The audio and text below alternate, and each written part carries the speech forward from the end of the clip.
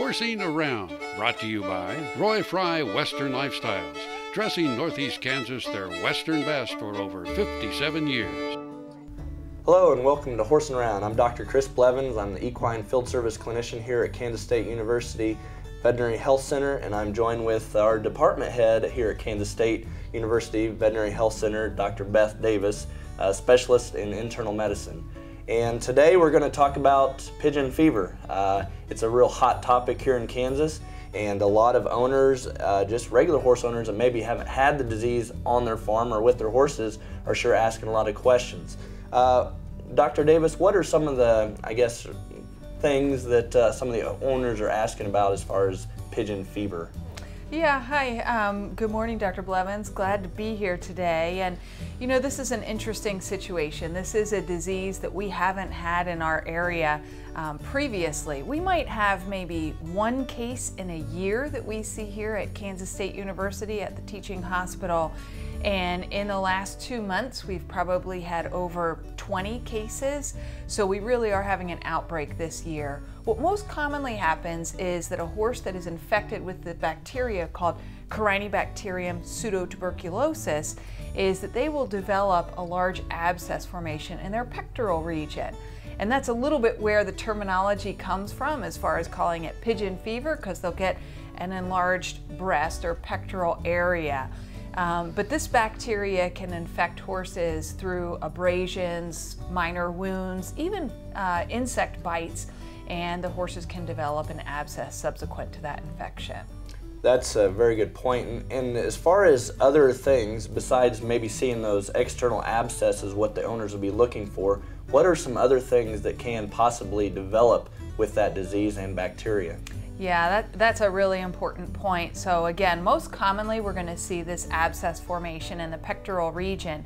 But other forms of the disease that can occur, and the disease has been around for quite some time, more commonly in areas like Texas and in California, but we can have what's called an ulcerative lymphangitis, so that they can actually have some wounds, more commonly on a hind limb than on a front limb, and they'll have little nodules that will break and drain, and they'll see that there is a chain of these little nodules that are actually following lymphatics up the limb. Less commonly, we can have serious complications from the external abscess formation manifestation or type of disease, and those horses can actually develop some abscesses internally. This can be a very severe form of the disease, and what happens in this situation is that externally the horse may look okay, but internally they may have an abscess. That occurs in about less than 10% of the horses.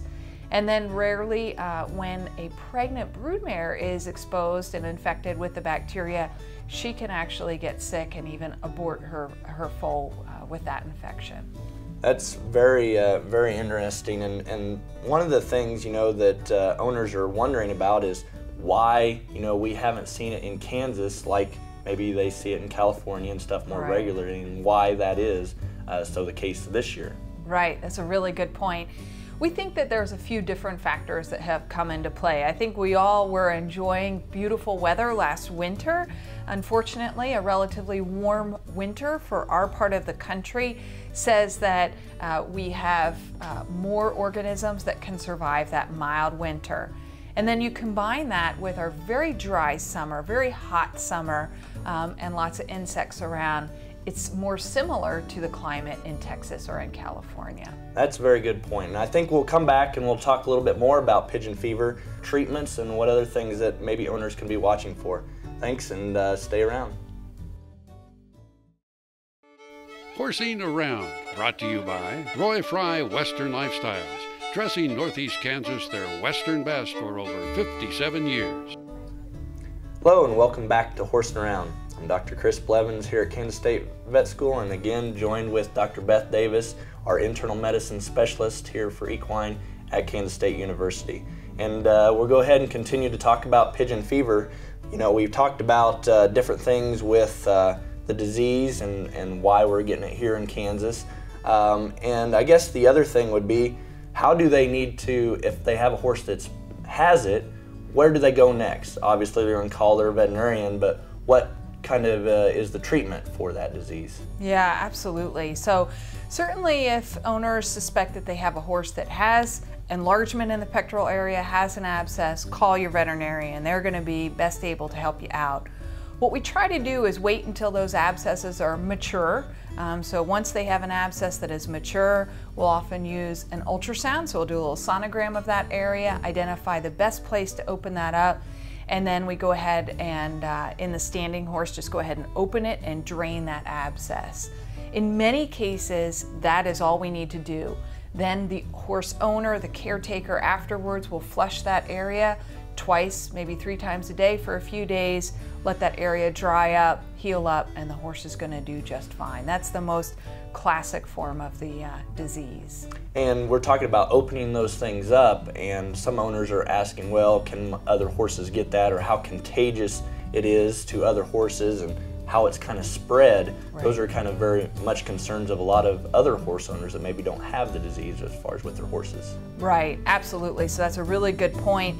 And so this bacteria is going to be in the environment, in the soil.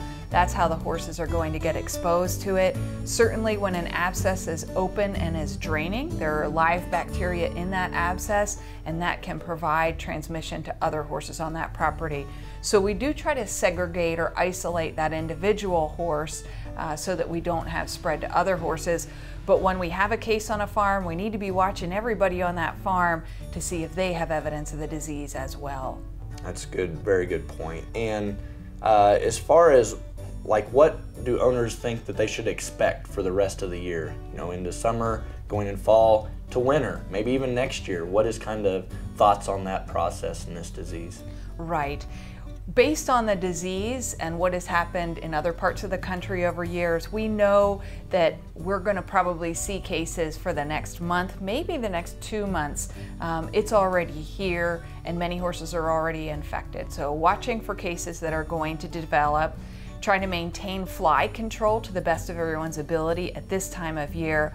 We anticipate that after the next 6 to 8 weeks, we're going to see fewer and fewer cases. We're going to hope for a nice cold winter like we usually see in Kansas, and chances are next year we'll go back to a more routine situation where we'll have fewer cases. That's great. And I guess that's one thing, you know, we hope you never have to wish for a cold winter, but in this situation it will help with the disease that we're dealing with in pigeon fever. Absolutely. And as far as if owners have other questions here about pigeon fever in Kansas, they can sure get a hold of us here at the vet school. They can give us a call at the phone number is 785-532-5700. You can sure talk to Dr. Beth Davis or Dr. Lori Beard. She's another internal medicine person about the disease, or any of the other specialists here at the vet school. Or they could even go to our website, which is www.vet.ksu.edu, and then they can go to Vet Health Center, and then we have some timely topics that hopefully we'll have some more information on there later on, and we can help guide them with that too. Absolutely. Call us anytime. Perfect. Thank you, Dr. Davis, in enlightening us on a disease that usually we don't see here in Kansas. Absolutely. My pleasure. Well, that's Horsing Around, and I'm Dr. Chris Blevins, joined with Dr. Beth Davis here at Kansas State University, and we'll see you around.